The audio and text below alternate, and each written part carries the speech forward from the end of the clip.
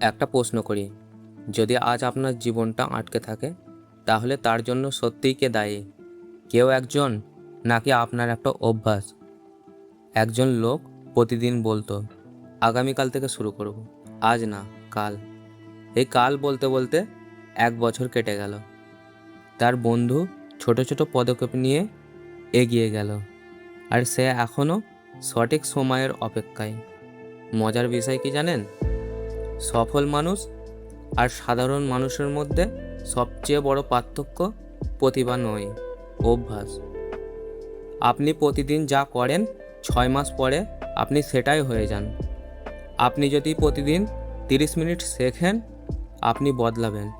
আর যদি প্রতিদিন 30 মিনিট অকারণে নষ্ট করেন, তবুও বদলাবেন। পার্থক্য শুধু কোন দিকে বদলাবেন। একটা কথা মনে রাখবেন, জীবন একদিনে নষ্ট হয় না, একদিনে সফলও হয় না।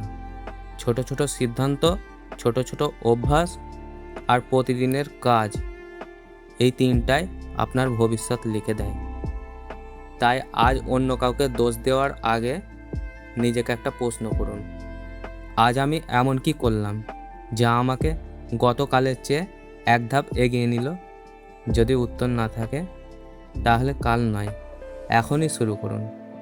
কারণ আপনার ভবিষ্যৎ আজকের ছোট অভ্যাসের মধ্যেই লুকিয়ে আছে।